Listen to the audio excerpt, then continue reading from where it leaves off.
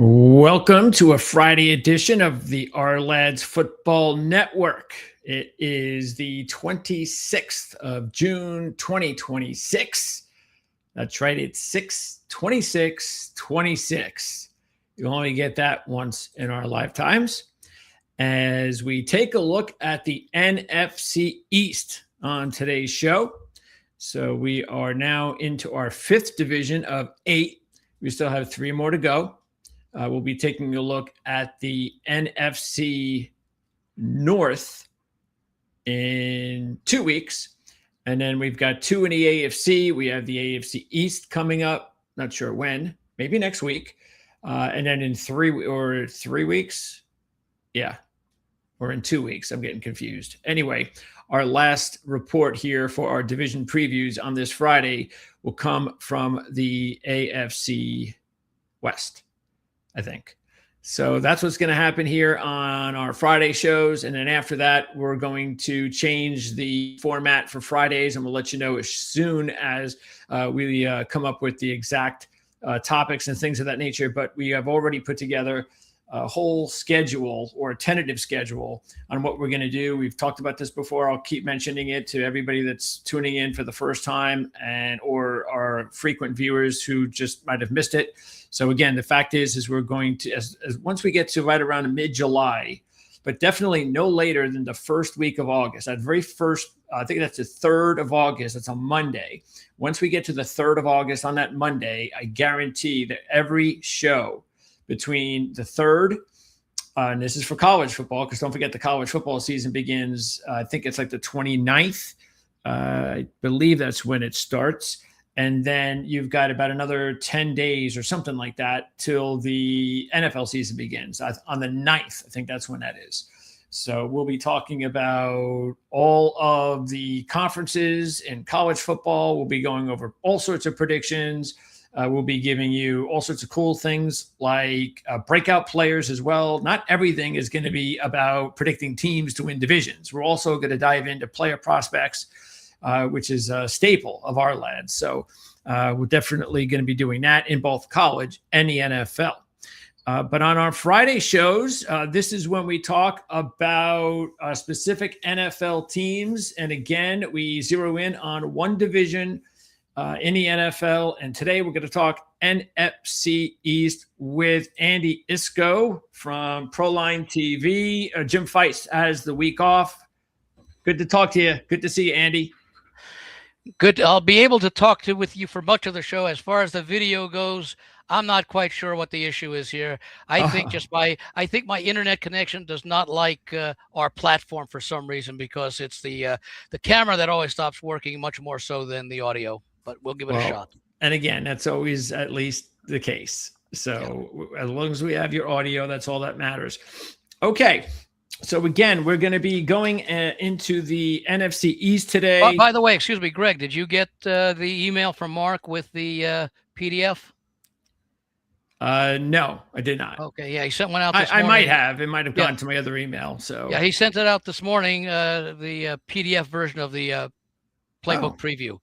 Great. He says it's, I think they said in the email, he's going to start shipping out the books next week. So hopefully that means he'll be with us perhaps next Friday. And certainly by then, some people may already have that preview book in their hands. And as I comment, because the Phil Steele book has been out now for a couple of days, but when Mark's book comes out, football season's underway. Yeah, this is last year's version. Yeah. So we'll have this year's version real soon in our hands. And you can take a look at the link in the description of this video. You can order the guide right now over at Playbook. So check that out. This is a must-have. And I do believe it is available both in hard copy, and I believe he's also making the PDF available. I'm not positive on that, but I believe so. Okay, awesome. Well, check it out. Again, link in the description for the Playbook magazine, as well as if you want to order the Our Lads Draft Review Guide, that is also available. So you check out the links there in the description of this video. Okay, so we are going to dive into the NFC East again. As Jim mentioned last week, lots of tests for Jim. So he'll be off this week, and hopefully we'll hook up with him again next Friday And then maybe we'll get Mark in here as well, because we are partnering on the Friday broadcast for ProLine, which is the Playbook ATL podcast, along here with the Our Lads Football Network. Okay, so the Dallas Cowboys happen to be actually one team, and I know that there's only been a few teams so far in which Andy has already invested in.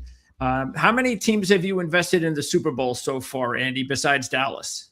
The only other Super Bowl future that I've made, in fact, the only other thing I've made for the season, the Rams at plus 700, 7-1. That's a bargain right now. So, well, it was actually done before the Myles Garrett announcement was made. Yeah, which is when the odds dropped anywhere down from I've seen as low as 9-2 to maybe 5.5 to 1. As far as the schedule for the NFC East, so keep in mind what we're going to be looking at with the schedule is we have, let me see if I have it right here. Here it is. We have the AFC South and the NFC West. And then interesting that the NFC East gets the luxury in their three additional matchups, and those three outlier matchups. They have 2 home games and 1 road game. All 3 teams in the NFC East. So Dallas, based upon the position they finished in the NFC East last year, those are the 3 teams, the unique teams that they will be facing from their same position in the other conferences, that they don't play all 4 teams. Yeah, those conferences are the AFC North, the NFC South, and the NFC North.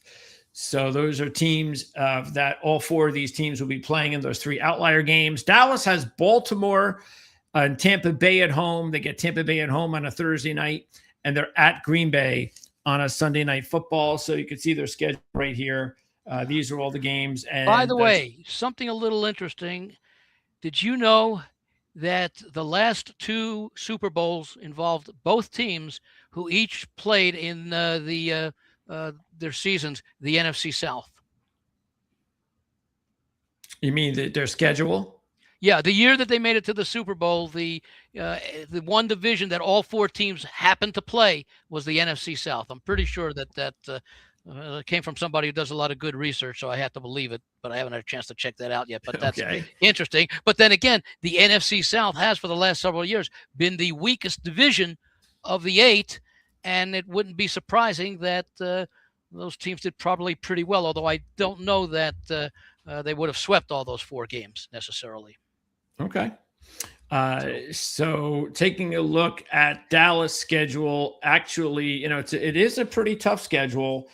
They do get to play back-to-back division games to start the season with the Giants in Washington. And which itself makes it a tough starting schedule because division games are so important. And you would really like to see division games a little bit further down the schedules when when the teams involved have really been able to develop a personality for the season because they're that important. The Eagles are at plus 115 to win the division. Dallas is the second choice, 235. Then you got Washington and the Giants. And I honestly am a little bit surprised that for the 4th team in the division, especially in this division, the Giants are only 6-1. So they're giving a lot of respect to all 4 teams. And these types of odds tell you that Vegas believes it's pretty wide open. Yeah. Well, the other thing is, and I don't know because we're going division by division, but I would like to see what the odds are, since you talked about the Giants at 6-1, what the odds are for the 4th team in the other 7 divisions, and see if there are any teams that are actually less than 6-1, which would tend to indicate also very competitive divisions. Well, I believe there are a couple. You've got, or at least one.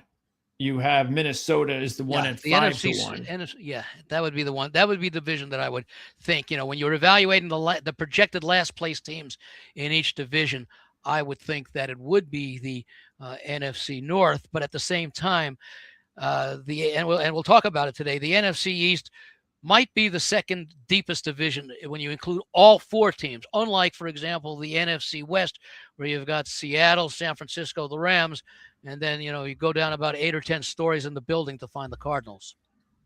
Well, Atlanta's got the lowest number for the fourth place team at 425. What's the first place team? Tampa? Yep, plus 164. Yeah, that is a huge, relative huge underdog number for the favorite team in the division. But when you consider the records of those teams last year, 8-9 to win the division, you can understand why, even though it's a very competitive gaps between top and bottom, it's because the entire division is considered to be weak, top to bottom, as opposed to maybe just at the third or fourth spots. And Arizona is the biggest number at 100 to 1. Jets and Miami must be pretty large in the AFC East, also the third and fourth teams. Well, Miami's 40, and the Jets are 19. Oh, okay. Not as bad as I thought. Yeah. Well, yeah, Miami, I think they're the second biggest. So, and then you have the Raiders at 20 to 1. And the Browns also at 21. Okay. Yeah. Okay, so let's break down the Dallas Cowboys, the second choice in the division right now. Let's take a look at their win totals, which are at 9.5. So I'll go ahead and put it up on the board. And the Cowboys at 9.5 plus 115. And then you've got the other opportunities if you want to go ahead and take some of the others, including 10.5, or if you want to go crazy at 11.5. So that seems that's actually 9.5. The Dallas 10 wins. Yeah, I mean it's I think it's a fair number. I actually look at it with two plays in mind, since we're going to be talking about it. I like the what did you say, the was it plus 240 or something for the to win the division for the Cowboys? It is plus 235. Yeah, I like that. Because I think the gap between Dallas and Philadelphia has narrowed.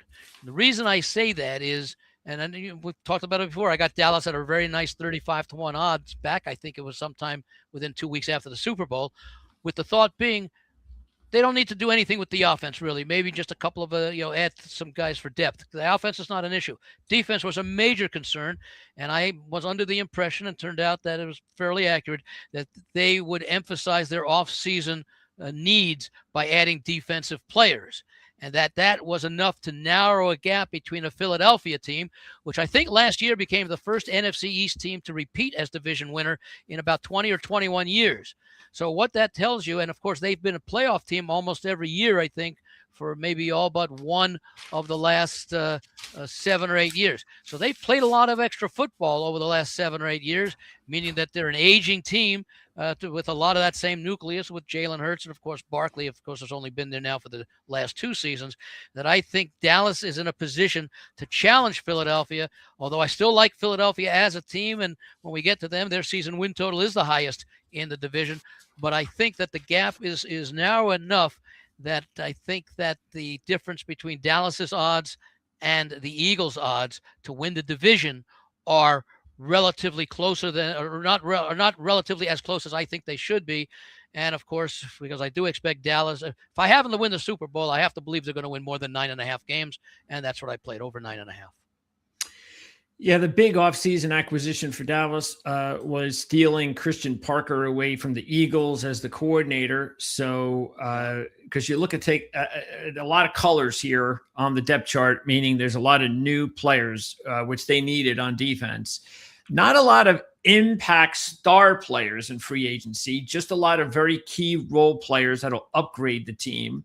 I mean, I guess the top 2 guys would be Rashawn Gary, the trade with the Packers, and the signing of Jalen Thompson from Arizona.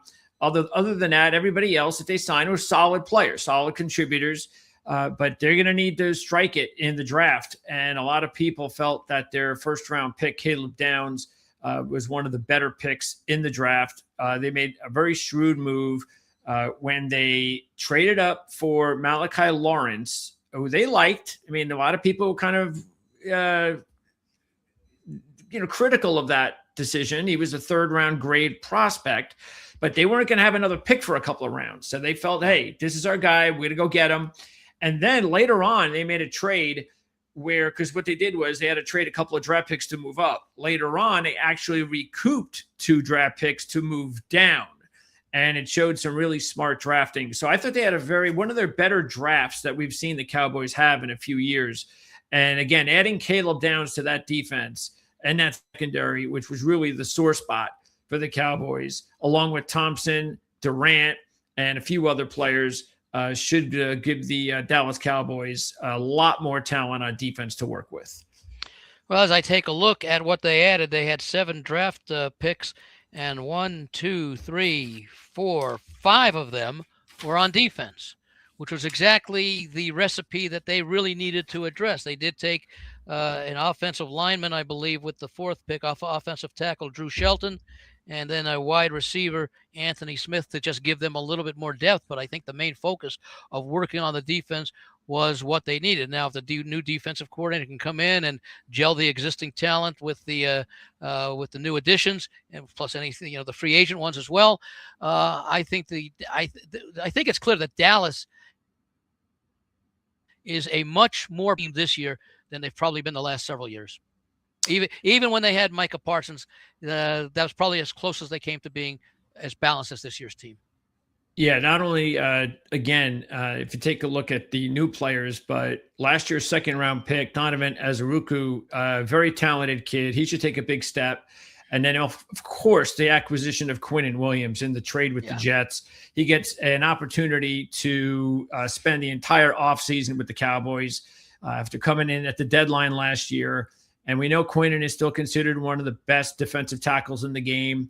And that's something that the Cowboys really need. So, a lot of improvement on defense. And then you take a look at the offense. And the interesting thing, of course, and I think this is what I would think is the interesting thing about getting excited about the Cowboys, is that as bad as their defense was, the offense kept them in a lot of games. Yep. And they were close games, and then they lost some games, sure. But now the offense is not going anywhere. They didn't lose anything substantial, and yet the defense is vastly improved. So now in those close games, you would expect them to be able to handle those a lot better as the defense improves themselves. So that's, I think, a big reason why there's a lot of excitement there. Because look right there at the entire starting lineup for the Cowboys are all in blue.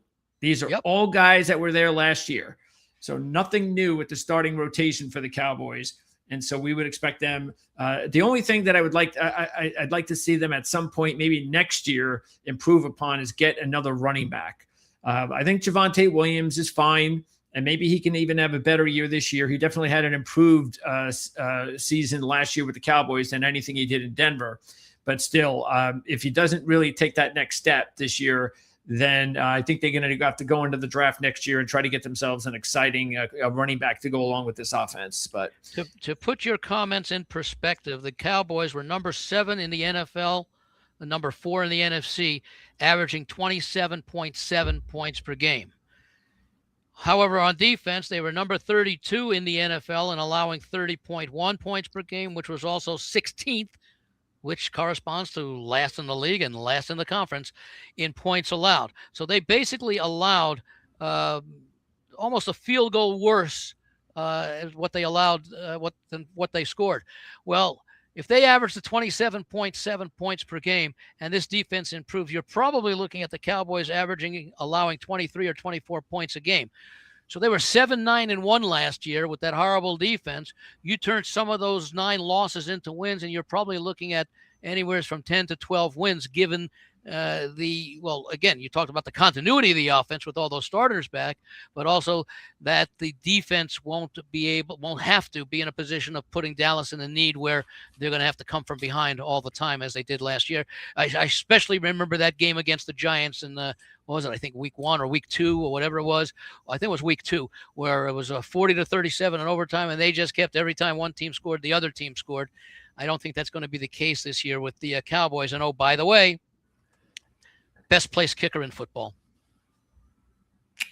Yeah, that is a weapon, no question about it. And I think we're starting to see more and more kickers come into the league with big legs, and more and more teams are realizing if we can get one of those guys, all we have to do is get to midfield and we have a shot. So So Interesting. Midfield is 50. It's now a 66, 67-yard field goal, and he's made them. Yeah. And by the way, you talk about what teams are looking for now, the kickers that have that great depth, and so many more of them, we've talked about it, are going, and I know Jim's a big proponent of this, the 3 tight ends. Yeah, and if you take a look at the fact that even though they didn't add any in the draft, they did add one after the draft, and Michael Trigg, who our lads actually had, and this was actually, I believe, the biggest value selection or signing in the entire draft, because our lads had Trigg as a 2nd-round tight end, and he actually went all the way as a college free agent after the draft. So you go, of course, we know how good Ferguson is. You know, Schoonmaker is starting to play a little bit better. They had him as a 2nd-round tight end. 2nd-round tight end. And he passed, and everybody passed on him. Yep. So that's good. That's good. That's either lack of belief in the evaluation by so many teams, or great scouting and anticipation by the Cowboys, who said, we don't need to take a draft choice because nobody else has been looking at them. Yeah, and it is amazing how that happens, but it does. It happens every year. There's always someone drops, and Michael Trigg sure dropped. So we'll see if they could take advantage of that with their tight end room. Okay, and also the funny thing about their schedule is they start the season at the Giants and hosting Washington, and they end the season versus the Giants and at Washington. So they bookend their entire schedule with the Giants and the Commanders. Which means the middle 13 games of the season only include 2 division games, both against Philadelphia. Yep. In October 26, which is 1, 2, 3, 4, 5, 6. Week 7 and Week 12, which is, I think, Week 12, I think, is Thanksgiving week. Okay, the New York Giants are up next, and this is really a big question mark in the division based on the new coaching change, but I think a question mark just based on the Las Vegas odds in the positive. Anytime you get a hold of a Super Bowl caliber head coach, even though it's been a while, the Giants. In fact, we could say Super Bowl winning head coach. Super Bowl winning head coach. No. And taking a look at their win total, they're at 7.5, minus 110, which is interesting because that is a really low number for a team that has a really low number for their division at only 6-1. Yeah. So, all they have to do is win 8 games. They don't even have to be a winning team for you to cash in on the Cowboys this year at 7.5. The Giants, yeah. And taking a look at their 3 outlier games, they will be hosting Cleveland, New Orleans, and then they're at Detroit late in the year on Monday Night Football. So those are the 3 outliers. I think the New Orleans game might be a difficult one. The Cleveland game, they'll be favored to win. And Detroit is interesting because I think they played them last year. And if I recall what happened last year, they lost 34-27 in overtime. And they play them this year because Detroit actually finished 4th in the NFC North. So as much as New Orleans may be a sneaky team that's going to improve, the Giants get them at home, and the sneaky team that could be very difficult is Detroit, because they are clearly, based upon their roster and everything that happened last year, especially the adjustment to losing Ben Johnson, the offensive coordinator of Chicago, that might be a game where the Giants probably, even though it's a 4th place team, the Lions are not a 4th place team. No. And that's why the schedule is definitely that matchup of having to play against the NFC, North, excuse me. Like those teams all get that one matchup against the North team. Yeah. At least they're lucky they don't have to play the entire NFC North. Then that would have been a little bit harder. They play the entire, and I think the whole division is the NFC West. Yeah, they get the NFC West and the AFC South. You'd have to think that most likely, and again, things can change, the Giants and the Commanders may very well go 1-3 in those NFC West games, each losing to San Francisco, Seattle, and the Rams, although they might be competitive games, a couple of them, except the ones that they should win should be against Arizona. It's a question of what the Cowboys and the Eagles do against those three teams. They, if the Cowboys and the Eagles can go 2-2 against the NFC West, that's a good job, because that means they would have beaten could be two if they lose to Arizona, but they expect them to have beaten either the Rams, or the Seahawks, or the 49ers to get the second win in addition to the game against the Cardinals. Okay, let's take a look at the Giants, what they did besides the coaching change. And as you can see, there's a lot of new players, no surprise. Including some former Ravens players, which I think helps the locker room as well. Yeah, the key, though, too, is going to be the health of both Neighbors and Scatterboo. Yep. Because there was a lot of talk about if Love was available, would the Giants take him? Well, they never had that opportunity. And I think it was all for the better. I think Cam Scatterboo is a NFL #1 running back. So yep. you got Tracy as your number 2. You're in good shape. Giants have a good couple of young running backs. And then you've got Neighbors, who is a definite #1 out there, one of the top #1s, especially at his age in the NFL.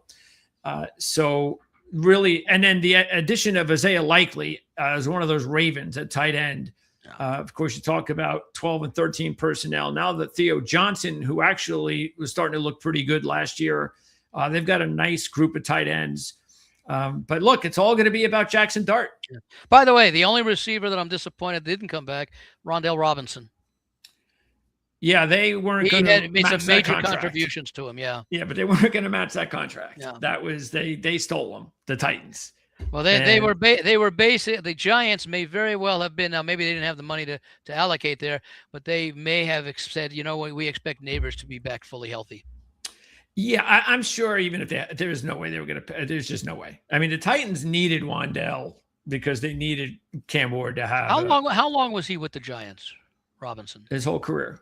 Okay, so Dable knows him from his days as head coach. Absolutely, at the start of last year. Yes, that's why it was such a big deal for them, and they were willing to overpay.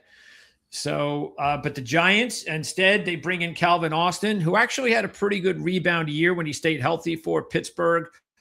So he comes in. They bring in a couple of veterans like Mooney and Juju Smith-Schuster, and then Odell Beckham, which I don't even know if I'm going to believe this is going to be a thing this year, but I guess we'll see. And also they drafted Malachi Fields in round 3. Yeah. So a lot of fun if you're at training camp paying attention to the Giants receiving core, but they definitely have to get Neighbors healthy. They spent their other top pick on Maui Noah, the offensive lineman from Miami. We're expecting, even though he's starting at guard, at some point, maybe next year, he'll move over to right tackle when it's time to move on from Illuminor. But the Giants have had some offensive line issues for several years now. And at least now the offensive line is starting to look a lot better. And that's going to be big. Yeah, especially with the 2 rookie picks having an opportunity to perhaps get some playing time, if not even get more than half the season playing time. But yeah, Jackson Dart with a solid running game and that wealth of receivers, we'll see how much his running game, his designed running plays are limited this year because of the concussion issues. But the Giants have to be very enthusiastic about where they are. At 7.5 wins, I haven't made a decision on that yet, but I do think that either the Giants or the Commanders, or perhaps both of them, might be in contention for a wild card. But that's not suggested by the 7.5 wins, because I think it'll take possibly 9, probably 10 to get a wild card. Because I can't see. Well, I'll put it this way. I mentioned that I think the gap between Philadelphia and Dallas is narrowing at the top. I think the gap between the Giants and Washington is narrowing for 3 and 4, and the gap between number 2 and number 4 is probably about 2 to 3 games. So the defense, meanwhile, we know they still have some really good players up front, even though they lost their top interior player to Cincinnati. But they still have Brian Burns and Abdul Carter on the edge. They also still have Thibodeau. A lot of people are wondering if he's going to be a trade candidate. And then they drafted Arvell Reese. So that was one of their big pickups in the first round. And so that defense definitely needs to improve. They just have not looked like the old Giants. And whenever the Giants have had winning years, it's always been first and foremost because they've had a really good defense. And at least the defense does look like it has more talent. The secondary added Colton Hood from the second round. So that will help because the secondary really has been pretty bad for them the last few years. But yeah, it looks like an improving team. But how much improved will they be? And I think the other thing is not only is the personnel a little bit better, but the coaching is also going to be dramatically better, and including on special teams, because we know how much Harbaugh is going to take the special teams and make that unit a part of their success. And they added another Raven on special teams in their punter, Jordan Stout. So, yeah. The question is, do you think they're going to be an 8-win team or even a winning team? So, yeah, it's hard for me to see them making that kind of progress with a new coaching staff coming in all in 1 year. Although, look, we saw what happened. The best example, and we'll talk about them in a little bit. We'll look at Washington when Dan Quinn came in, and he had Jaden Daniels as the rookie quarterback, and they ended up going to the NFC Championship game that year. Well, the Giants are in a similar situation. Quinn, or I should say it's just the other way around, that Harbaugh, like Quinn, is an established NFL coach. So he's had experience before. As much as I like Dallas and Philadelphia, I don't put either of them in the class of the top 3 teams of the NFC West. Philadelphia only because they're aging, Dallas because they haven't been able to get there in a number of years. Although, to be fair, prior to the last 2 seasons, I think they had won 3 straight years, winning, going 12-5 before the last 2 years. The last of which was Schottenheimer, and the year before that I think was McCarthy's last season. So I mean they have the nucleus of a lot of those players at Dallas, but I don't think that Dallas or Philadelphia is the equal. And I don't have my power ratings in front of me, but I don't see either of those 2 teams, especially Philadelphia, because that's the one that you might expect, as being at the level of the Rams, Seahawks, or 49ers. So I think that the Giants have an opportunity, but I would think, can I see them going 8-9? I really can't. Yeah, that's just one game from being a winning team. Yeah. So, but I don't want to play the 7.5, because that 7.5 is a really good number, and I have to find a reason that if I'm going to play an under, I have to look at least a margin of 1.5. Meaning I have to think, can they win 7 games, which would get me a push? I'm sorry. Can they lose? Yeah. Can they win fewer than 7 games, which would get me fewer than 8 games? That would get me a win at 7.5. Or can they win more than 9 games, which would get me a win? And at 9 games, they would get me a push. And I think that 9 might be the ceiling for the Giants. Yeah, this under 8.5 is out of the question at -196. Yeah. So you can forget that. Yeah, I mean, look, that's why I said I think it's a fair number. What's the 7.5 under? -110. Yeah, that's the right number then. Yeah, that's the right number. -110 each way. Yeah, so I think it's a very fair number. And I would, if I was thinking of playing the over 7.5, it'd basically be on potential turning into reality more so than, they got a team that can win at least 8 games. Well, the good news with their schedule is outside of those first 2 games, and they do get the Cowboys at home, and then they get LA coming back from Australia. And then their next 4 games are against their this is the easiest part of their entire schedule. They get Tennessee, Arizona, Washington, and New Orleans. So it's a really good opportunity. If they don't make hay in their first 6 games, well, they're just not going to do it later on. The 2 games that you mentioned are the back-to-back home games against Tennessee and Arizona. That will give us a pretty good early season indication of what their capabilities are. And by that, I mean, if they don't sweep those 2 home games against teams that are expected to finish last in their respective divisions to a greater degree than the Giants are expected to finish last in the NFC East, that could indicate some issues. On the other hand, if they end up beating both Tennessee and Arizona, even if they start 0-2 against Dallas and the Rams, there would be reason for there to be encouragement, because they'll be 2-2. They'll have gotten the 2 wins that they would have been expected to get. And it's still a new team learning to gel under a new head coach, which often signifies continued improvement during the course of the season. Okay, so that's the Giants, and I have not made any plays yet on the Giants, and I can't think that I would be considering either an over or an under the season win total, or certainly won't be considering a division play even at 6-1, because I don't think they're good enough to equal or exceed Dallas or Philadelphia. But I might consider season win totals, possibly towards the over, but I haven't done anything yet, and I may not on that wager. Yeah, I mean, look, there have been crazier fourth place teams that have won division titles. So it's not like they don't have, with the new coach, with a second-year quarterback, with improved personnel, again, a schedule that is conducive early on to get off to a good start.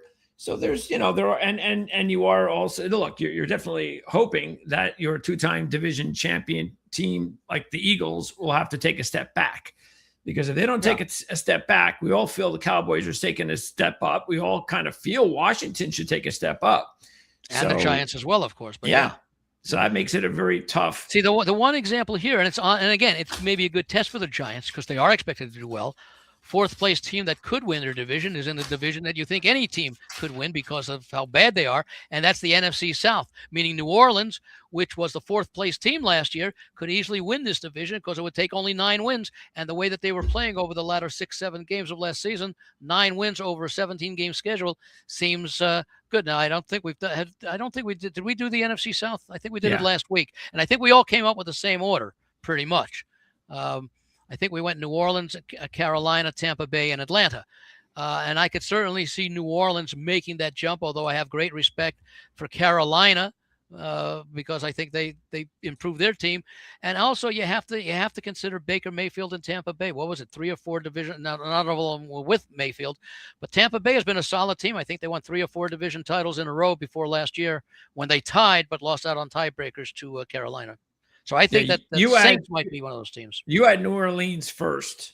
Yeah. Jim had Tampa Bay first, and I had Carolina first. Okay. Well, that's how competitive that division was and could be. Now, New Orleans was the weakest of the team. I think the other teams were all 8-9, and I think the Saints were 6-11. But they played a lot of those wins when they made Shook the quarterback, and you had a rookie head coach in Kellen Moore. And that's another situation I like to look at, is I like to look at second-year coaches who did well over the unfolding of their first season with the team, especially when it was a quarterback situation.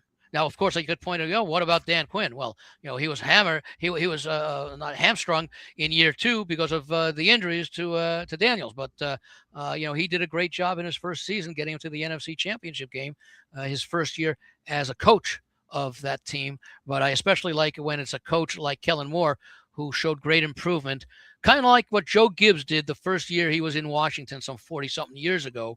That was, I think that may have been the strike season. I'm not exactly sure, but all I know is they had a very strong second half, and the next year they won the Super Bowl. Okay, the Eagles are next, and the Eagles win total is sitting at 10.5 plus 115 over, minus 140 under, and they are looking for 3 straight division titles. The 3 outlier teams they are going to play will be Pittsburgh at home, Carolina at home, and the Chicago Bears on the road on Monday Night Football. So, and that's a big revenge game for the Eagles from last year, who lost at home to the Bears on Thanksgiving Friday. And taking a look at their schedule, their early first 2 games really would lead you to believe that they need to get off to a 2-0 start. Yeah. Hosting Washington and then going to Tennessee. Because games 3 and 4 are not easy. Or 4, 5, 6. Yeah. So that's why they definitely need to take advantage. Yeah, in fact, after that, Washington, Tennessee, at Chicago, hosting the Rams, Jacksonville in London, Carolina at home, Dallas at home, and then the next game is a rematch with Washington, and then they host the Giants. Oh, and after playing all those teams that are capable, or I think, let's see here now, Chicago, Rams, Jacksonville, Carolina, all made the playoffs last year. Then they've got the 3 division games in a row. Dallas at Washington, the Giants, and then they finally get a bye. I think the Eagles no favors. Well, the good news is that they only have to go on the road twice as far as true road games before November. Yeah. And that's Tennessee and Chicago. Yeah. So they've got the trip overseas to Jacksonville, and then they've got the Rams, the Panthers, and the Cowboys at home, and they get the Commanders at home to start the season. So, so they go from September 28th at Chicago to November 1st at Washington. They do not play a true road game in the month of October. Nope. So that's good. Because the one game that they do is Jacksonville and London. And then later on, they do have a couple of back-to-backs on the road, but one of them is at Arizona and the other is at the Giants. So it's really not a bad schedule for a first-place team. And again, it's a big number as well. It should be sitting there at 10.5. So that's an 11-win team. And so you're looking at 11-6. And the big question is going to be on offense. So once again, they have a new coordinator. They're going to be scheming things up different. And nobody knows if Hurts is going to take to this offense or not.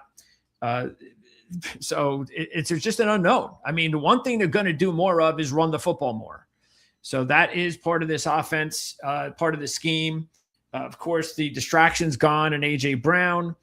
They pretty much have brought in a whole new wide receiver core, with the exception of Devonta Smith, who should be ready now to take over as the number one with the Eagles. The kid was an incredible talent coming out of college. But when you have A.J. Brown, he's going to take up a lot of oxygen. And so now Devonta Smith will be the number one there. They were able to get Lemon in the first round. I think that's the key. How quickly will he be assimilated into, say, being a reliable target for Jalen Hurts? And then they were able to get Stowers, the number 2 rated tight end in the entire draft, in the second round. Yep. So they got a really talented wide receiver and a really talented tight end in this draft. They made the trade for the Packers for Wicks, and then they added a few other pieces in the draft along the offensive line. So really, the offense, even though Brown's gone, they have a deeper set of players to turn to. And again, like I said, they are going to run the football more. That is something that they have promised. Tank Bigsby was also a nice pickup. Yeah. He actually wasn't playing that great with Jacksonville, but he certainly is playing a lot better as the backup to Barkley. So, but that's the question, is the offense. Barkley last year had 280 rushing attempts, which is not bad for a leading rusher if they can do that.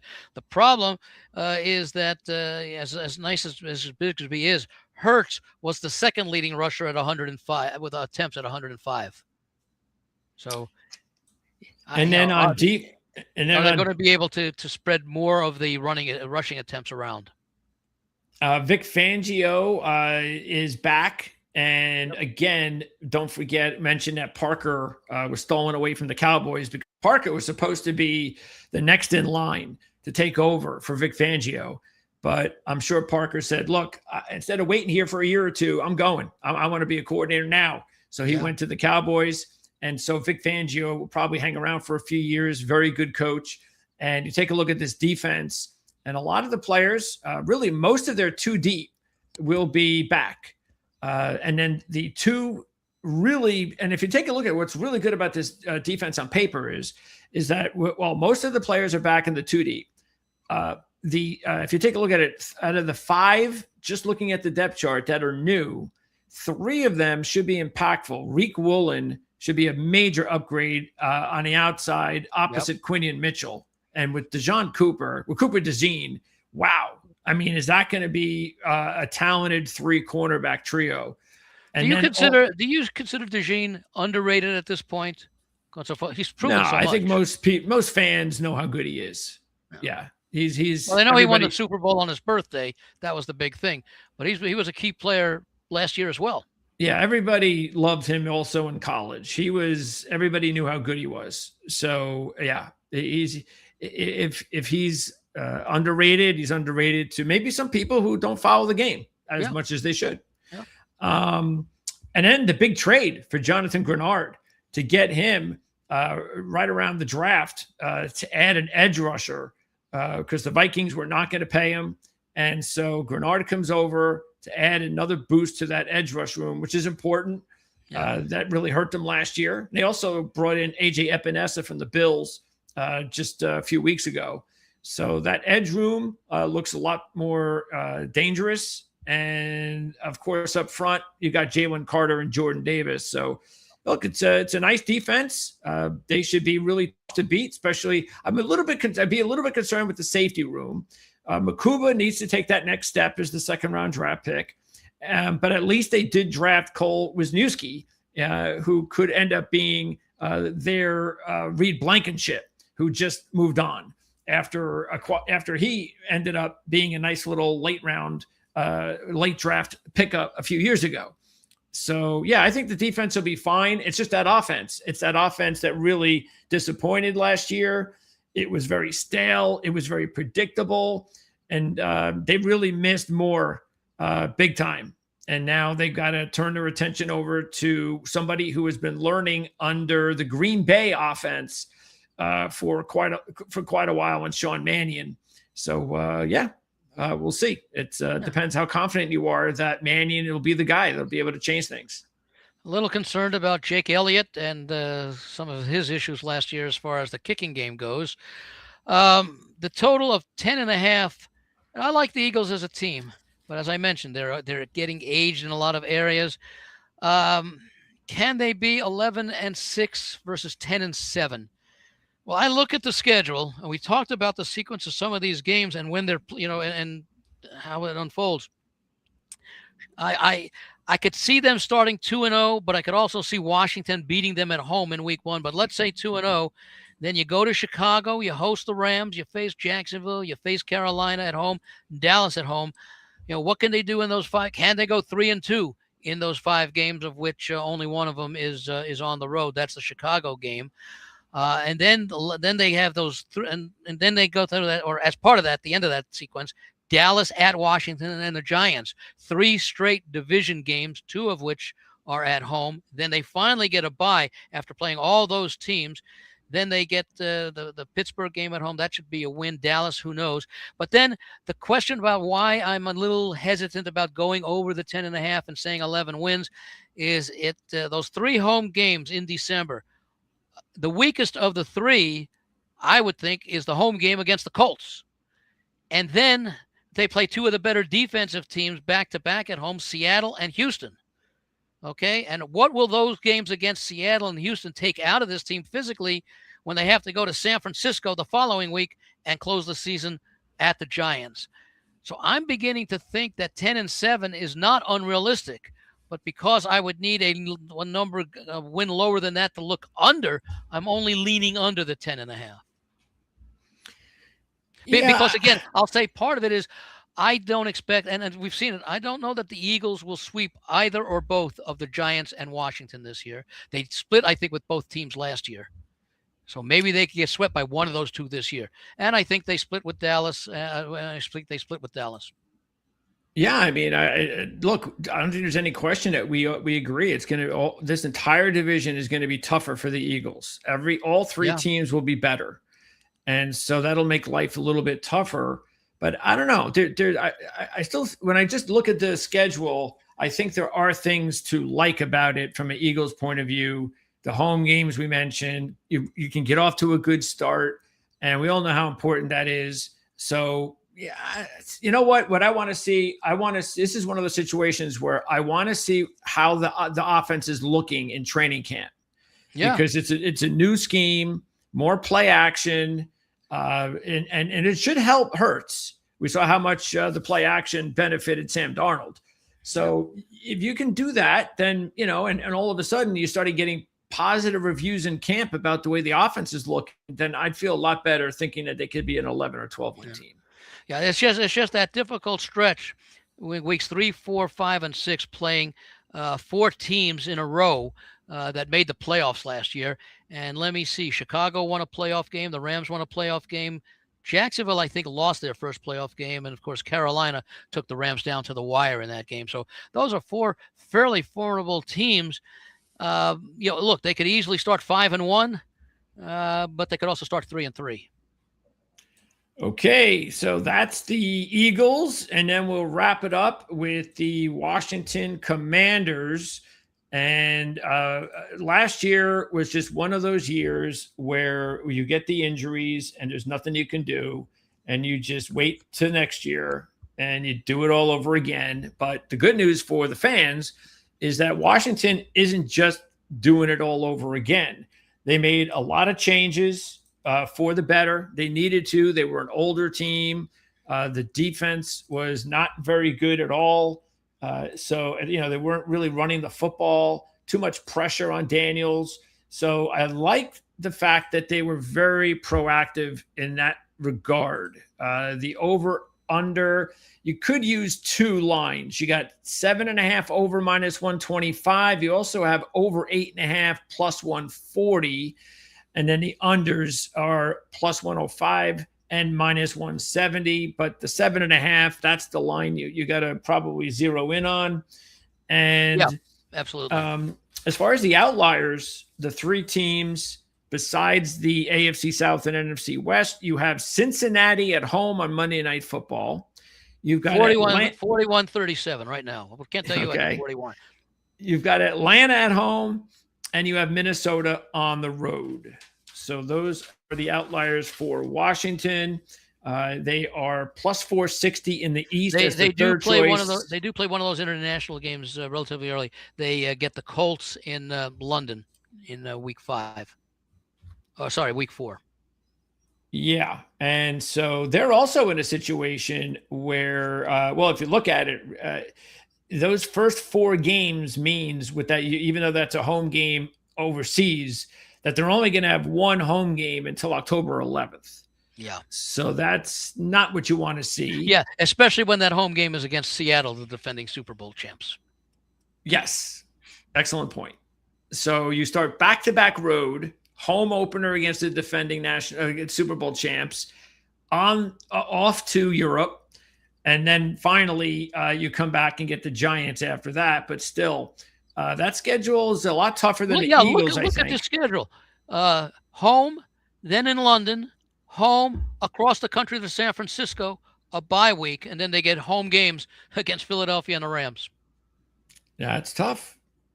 Yeah, it definitely gets a lot better in the second half because you have the Giants and the Bengals and Arizona and Tennessee, and we don't know how the Bengals are going to be. We all feel confident they're going to be very good, but they do get them at home. And then you also get Atlanta late. It'll get a lot better late, but if you don't get off to at least a 500 start early, you could be in trouble in that division because with 3 other teams looking pretty good, then you don't want to put yourself in a position where you got to try to scramble around multiple teams in the same division. Again, one the of the choice things with the schedule that's interesting is that the NFL did great favors to both the Giants and the Commanders. A little bit better, more favorable for the Giants, who in weeks 3 and 4 get Tennessee and Arizona at home back-to-back weeks, and Washington in weeks, I guess it looks like 18, 17, 13 and 14 back-to-back games at Arizona and at Tennessee. So Arizona and Tennessee are expected to be 2 of the 5 weakest teams in the league, 2 of the 6, I guess you could put in there, with the Raiders, the Dolphins. You might put the Jets in there and the Browns in there. So those are 2 games that both Washington and the Giants can win back-to-back. So they get a little bit of a favor. Of course, they pay for it with some other difficult games back-to-back. 2 coordinator changes for Washington. So goodbye, Cliff Kingsbury. Hello, David Blau. And David Blau is an assistant quarterback coach under Cliff Kingsbury. So he takes over. Durante Jones was the defensive back coach under Brian Flores in Minnesota. He replaces Joe Witt. So they've got 2 new coordinators. And according to what these guys are made of, they're both going to bring a more aggressive style. So they're looking to be more aggressive, both offensively and defensively. And they also added really what really opened your eyes in offseason was the amount of additional personnel on defense. So this is a much, much better defense on paper. They were able to draft Sonny Styles in the first round. People thought Styles would go a lot sooner than he did. So that could be considered a value pick. And then they spent money big on edge rushers, including Odafe Owe, who had done nothing for the Ravens for several years. The Chargers make a trade for him last year at the deadline, and all of a sudden he finds a home and has a monster playoff and looked really good late. But the Chargers were not going to pay him what Washington did. And so the Chargers let him walk. And so now Owe, who only in a very small sample size, though, is going to have to really do that in a larger sample size if Washington is going to be a contender. They also added Chase on from the Patriots. So overall, they should be a lot better in the front seven with all of this new additional personnel. Which hopefully should translate to be better in the defensive secondary, because I don't know that you want to be the second worst in the league behind a team like Cincinnati, but I see in one of these publications, the Commanders allowed 2,304 yards after the catch, second most in the league in 2025 behind the Bengals. So maybe all that beef up front will put a little bit less pressure and also cause a little bit change in the offensive philosophy of opponents now that they have reason to have a great deal more of respect to the inside seven of the Commanders. Yeah, and again, they're going to be aggressive. So they're going to give up plays. It's going to happen. But their hope is that, okay, we're going to give up plays, but we're also looking to cause havoc and get some turnovers and steal some points and things of that nature. Because the secondary is not a finished product. Mick Robinson, did not have a great start to his career in Detroit, so he's still maybe the change in scenery will do him well. Ahkello Witherspoon is a nice player, but he's getting older. He's got to stay healthy. The Nick Cross signing was a good one because he broke out last year for the Colts, finally had the big year that the Colts were waiting for, and then he signed off with Washington. So there's not enough young help in the secondary at corner specifically, but that's why the defense and the coaching and that front seven is going to have to do their job. Well, that's why I bring up a concern when you talk about the aggressive nature that they're going to play on defense. When I read that stat, or read that stat, I guess, since it's more past tense, but I read it right now, that was 2,300 yards after the catch. Often, a lot of those yards are due to poor tackling. And I wonder what that has to do with the aggressiveness, meaning that if they're going to be aggressive, they may continue to miss some tackles, even if a guy catches one a little bit wide open. But I think sometimes yards after catch is often an indication of poor tackling because not every catch is going to be in the open. Well, the good news is that, again, Durante Jones, their new defensive coordinator, was a defensive back coach with the Vikings. Yeah. So that's the one part of the defense that needs the most help. So it makes sense in a way to say, okay, we can't fix everything this year, but we can be improved. Well, what we could do is let's improve our personnel up front and then leave it to our coaching to pick up our secondary. And so I think that's the game plan, and I think it's fine for this year, but I look at Washington as definitely at least a year away before they could be considered a serious contender. The question is, are you more impressed with Washington on paper than the Giants? I'm not sure, and for many of the same reasons. If you go back the 5-year trend, okay, because I like to see, when you have a breakout season like the Giants did the year they made the playoffs and they beat Minnesota, that was the aberration compared to what they did before and after, as we see. Well, Washington, of course, the first year with Gibbs and Daniels, with Quinn and Daniels, 12-5. Okay. Now, last year, of course, you can write it off the drop because of the injury to Daniels. I think he, let me see what the numbers were as far as his passing attempts last year with all the injuries that he had. Mariota actually had more than twice the number. Well, no, I'm sorry. He had more than the attempts by about 40, 227 versus 188. So that's a lot of games that Daniels missed, and Josh Johnson was in there for what would be equivalent of 2 games of pass attempts. But if you go back to Washington and you take a look, 2021, they were 7 wins. They improved that to 8. Then they dropped down to 4. Then they got Daniels and Quinn, and they went to 12. And, of course, last year they dropped down to 5. Now, had they been healthy, they probably don't drop down to 5, but do they drop down from that 12 to maybe 8 or 9? Because that's maybe what we're realistically looking at this year now that they've made those changes. And you have to hope that Daniels is going to be able to play more than half a season this year. And maybe this team jumps from the 5, which was probably lower than the talent suggested, but for the injuries last year. But maybe they can only jump up to 8 or 9, which also happens to be, my ceiling for the Giants.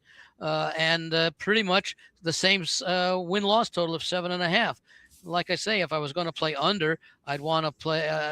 If I was going to play over, I'd want to play over a lower number like a 6, where at least I get a push if they go 6-11.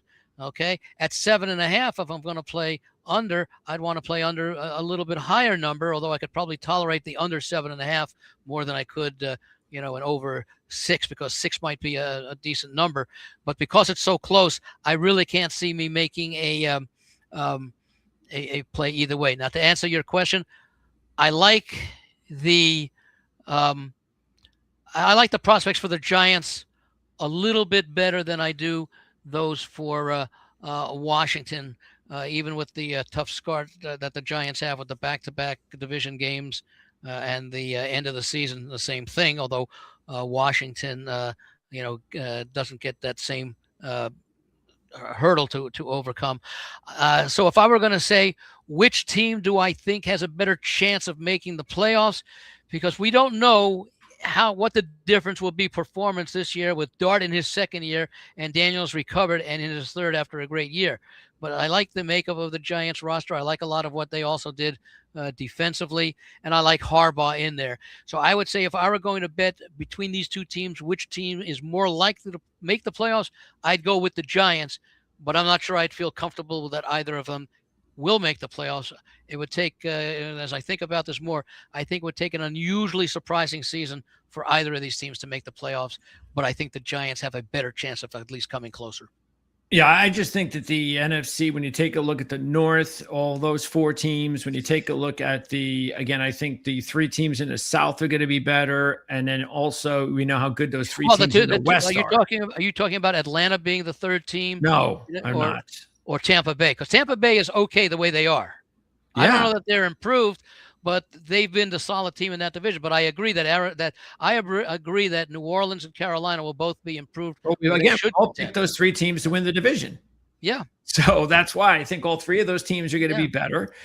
You've got those 4 North teams. You got the 3 West teams.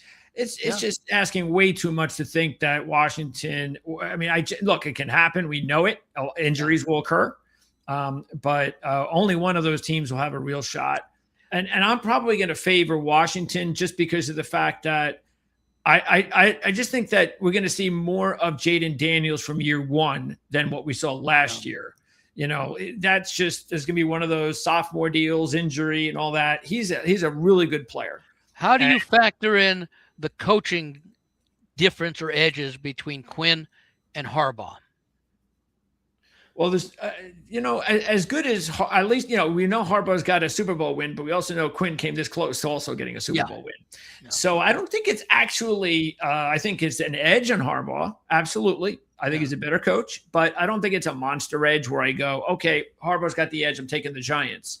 I'm going to say what I'm hearing is you're giving the potential for Daniels to have a greater edge over Dart. No question. Then you would give Harbaugh having a bigger edge over Quinn.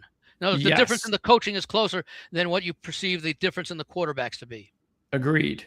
Yeah. And I also look at this offense, and again, we know we've been saying it for the last 2 months, and I mean, Brandon Ayuk can't even stop making videos about it now. We all know he will be with Washington. So, and if he's healthy and he can be productive, you throw in McLaurin, and all of a sudden you've got Daniels healthy again, and also a much deeper running back room. That running game was really pretty weak last year. Now you bring in Rachaad White from Tampa Bay, and one of my top sleepers in the entire draft, Katron Allen from Penn State, who I think is going to end up as the number 1 running back here, maybe as early as the end of this year. Do you consider that running back, that tandem, better than Scadaboo and Tracy? Right now, I would, only because I need to see. First of all, I need to see Scadaboo healthy. Yeah. If he's healthy, I'd say first year, early on in the season, I'd say it's a wash. I think overall down the line. How about the receiving score? How about the receiving core of both teams? I would also kind of give that a wash, because Neighbors is the best of them all, but McLaurin's not that far behind. And then overall, it's pretty even. I think, of course, Likely, even though he is a really good talent, he hasn't done it yet. So I still need to see that before I give them a big edge at tight end. I can see you giving a preference, certainly offensively, to Washington, because, you don't know about Daniels, but for the Giants, you don't know about 2 key parts with Neighbors and Scadaboo. Yeah, and overall, it really just comes down, for me, it just comes down to believing that Jaden Daniels is got the ability to be like a top 5 quarterback in the league.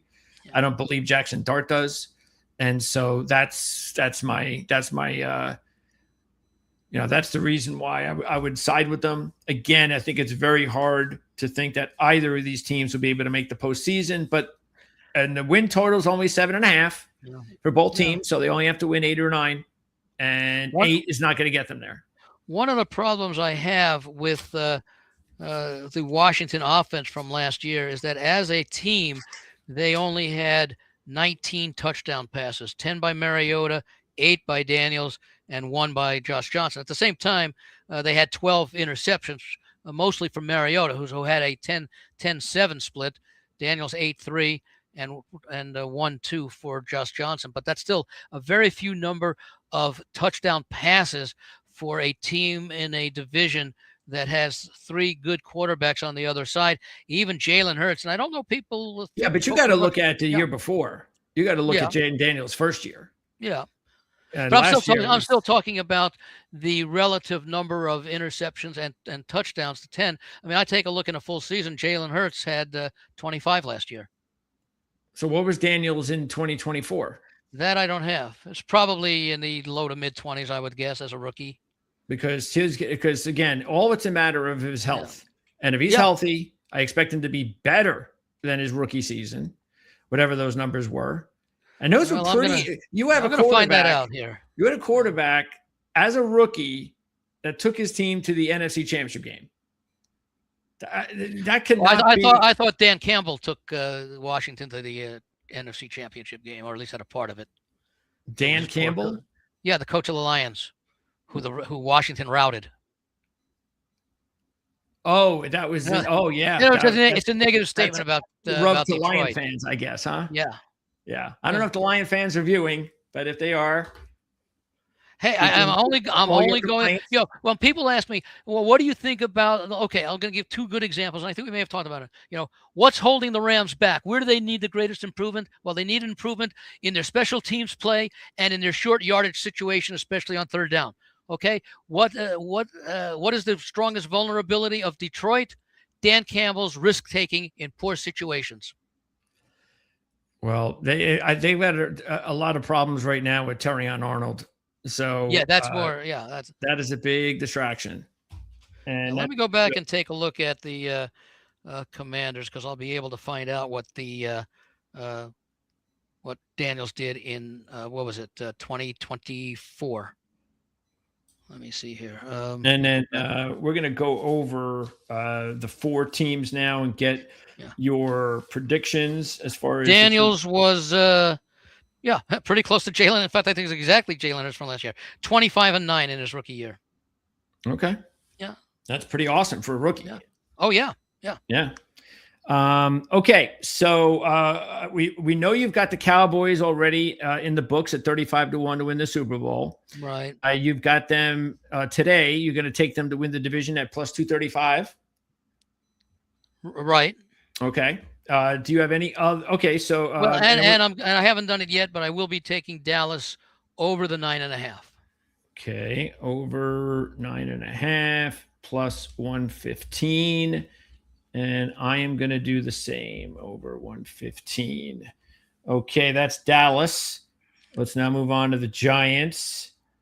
And again, you got the, come on, move this down. All right, the Giants are there at 7.5, minus 110. I have no thought of making a play right now on the Giants for either the division or for their total wins. Want to do a little bit more work as we get closer to the start of the season. I agree. And possibly have a better feel for both. It's pretty much the same between the Giants and Washington. I have a couple of thoughts on Philadelphia, or at least one of the plays that I talked about. But right now, nothing on the Giants or the Washingtons. All right. And then the Eagles at 10.5, plus 115. Yeah. I'm leaning under, but I don't like that that VIG. So I need to look at that again because of that tough way that their schedule sets up as far as the sequencing. So I need to take a little bit look, but I am looking because of the tough games that they have late and the way that they look back-to-back games against who was it? I say not Indianapolis, Seattle, and I think it was Seattle and Houston, and then the games at San Francisco and at the Giants could be tough in the late season. So I could see the Eagles at that, after, what would that be? After 13 games being maybe 8-5, possibly. Even 9-4 doesn't necessarily put them to 11 because those 4 games, they could easily go 2-2. So I'd be leaning under the 10.5 in that one, but I haven't made that play yet. But I do have them finishing second behind Dallas in the division, but I don't like the price enough on Philadelphia to make a division play on them. Yeah, I got to especially because I like the under 10.5. Yeah, I have to wait until training camp for the Eagles offense, even though I am leaning towards 11, but I just need to wait. Really, I need to wait also for, I got to see on the Giants end, are they going to be healthy? Yeah. I want to see how Washington's looking with Daniels. So these 3 teams outside of Dallas are just, we'll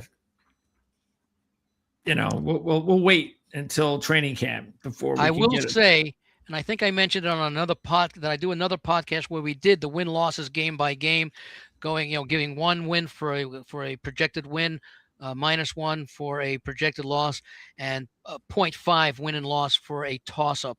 When I did that, I had the Cowboys at 11.5. Okay, I had the Giants at 8.5. Okay, I had Philadelphia at 11, which again is 1/2, which is slightly over the 10.5. But I had Washington down at 4. 4. That surprised me. Yeah, that surprised me. But I think I only have them a couple of certain wins.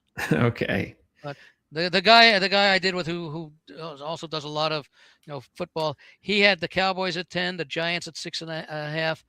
The Philly at 10, and the Commanders at 7. Well, again, Washington does have a much tougher start to their season as far as that schedule is concerned. So they definitely have to get off to a good start. Okay, so next week we can either choose the AFC East or the AFC West. Both of them are attractive. Both of them. Whoever we don't choose next week, the second team is the last one we do. Well, let's go to the AFC East. Okay. Because I think we'll be able to make a lot of similar comments for the top 2 teams, Buffalo, New England, and maybe the bottom 2 teams with Miami and the Jets. Okay, so that's it. AFC East next week. Then it'll be the NFC North, and then we'll wrap it up with the AFC West. Those will be the last 3 weeks for our division previews here on the Our Lads Football Network Fridays, along with the Playbook ATS podcast on ProLine TV. You can check out the links in the description of this video. You can check out Andy's work at The Logical Approach. And for anybody who hasn't seen your work before, Andy, what do you have there for them to find? Well, right now I have information about the various newsletters that I publish, and there are actually samples up there, and there's a link on the homepage to take a look at that. I have a lot of past year statistics, power rating, end of season power ratings going back a number of years. I still have to put up for the 2025 season. And probably on Monday or Tuesday, I'm going to have information up about the Vegas contest, for which I offer proxy services for the people who cannot get and put their selections each week. I will mention that if you do want to enter a contest and you do use a proxy, because you're not like in Arizona or Southern California where you actually can come in for the weekend very easily. You need to be in Las Vegas to sign up for the contest, at which point you appoint a proxy to put them in for you on a weekly basis. Now, the only thing there is that if you can't make it out to Vegas, but you have a relative or a trusted friend who can be in Vegas or will be in Vegas to sign up for the contest, he or she might need a proxy as well for the same reason, not being there. But be aware that the entry itself will be in the name of the person who signs up for the contest. So I'm assuming everybody has relatives or friends that they can implicitly trust. Those would be the kind of people that you would want to get involved with if you can't make it out here personally. But I'll have that information up. The Westgate has announced that they're going to have the same 4 contests they had last year, a pick 5, a winner take only pick 5 contest as well, a survivor contest, last man standing, king of the hill, whatever, and a college contest. And Circa's going to have the 3 contests that they had last year, which was a pick 5 contest. That's $1,000 entry fee, $5,000 entry fee for $1,000 entry fee as well for their survivor. They guarantee 20 million, meaning they need 20,000. They had about 18,000 last year when they guaranteed, I think it was 15 million.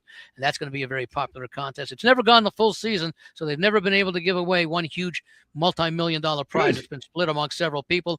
Good. And then, of course, for guys like Greg who are so in tune with football and wealthy on his own right, he can put up $100,000 for the Grandissimo, which is similar to a Survivor contest. That one, they guarantee a $4 million prize. They actually had, I think, which needs 44 entries. They actually had in the first year last year, and you didn't know what they were going to draw in that contest because it was the first year. They actually drew, I think it was like 68 or 69 entries. And it's usually a lot of the poker players who are used to playing for high stakes where $100,000 is not even an all-in wager for them. And also, I think a lot of football corporate executives who are football bettors. We know there are a lot of those, and they're like CEOs or chief officers or whatever. That's the contest, by the way. The Survivor for Circa breaks Christmas week and Thanksgiving week into 2 separate contest weeks as far as that goes, because they want to try and get a single winner, but they haven't been able to do it when they held the contest for just the 16 or 17 weeks of the regular season. So they introduced that. That's a fun contest. It gets a lot of these contests get a lot of the widespread notoriety. So I'm going to have information about that up probably Monday or Tuesday. Awesome. All right, Andy. Good. And by the way, I think we will be covering that in our weekly ATS show, giving some brief recaps of how the survivors are doing. So even if you're not in the contest, you might want to follow it. And for people who think it's just as easy to, by the way, in those survivor contests, you can pick one NFL team, just a straight up win, but you can only use the team once. And for people who think that it's that easy, follow along and see how quickly the field reduces from the original number of entries that start the season. All right. So that'll wrap it up. We'll talk about the AFC East next Friday, right here on the Arledge Football Network and Proline TV, the Playbook ATS podcast. I'm sure Mark Lawrence will be with us soon. Look in the description area of this video. You can find out the links so you can order Mark's yearly publication, which I believe is 35 years, 36 years, something like that. I think this will be maybe the 36th edition. I want to say it started in 1991. Key, it does cover both college and pro in one booklet or one magazine.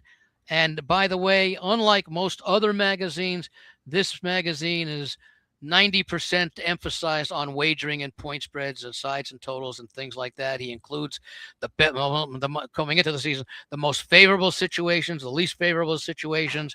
And I think if I recall correctly, he offers the best situation on or against each of the NFL teams. And I think for the college teams as well. Okay. And then also take a look at the link in the description for the Our Lads Draft Review Guide that just came out, so you can order that as well. I will be back on the Our Lads Football Network on Monday with a 4:00 show. We are going to be interviewing, I think, up to 6 guests who are representative analysts for college football teams. I believe we have as many as 3 from the ACC. And 2 others, I think 2 maybe from the Big 12, 1 from the SEC, something like that. So that's starting on Monday. And then also check back on Tuesday at Proline TV for our NASCAR coverage. CJ Radun and I will preview the race at Chicagoland. I will actually be on Saturday evening to take a look at practice and qualifying from Sonoma on the NASCAR Report, which we do every Saturday night on Proline TV. So have a great weekend, everybody. Andy, appreciate your time as always. And Thank you. Hope we'll get Jim Feist on next week, get him back. We know we miss him. Maybe an outside chance Mark can join us. And then Mark will be with us soon as well. Oh. So you'll get more opinions, and the more the better. We'll see everybody next week.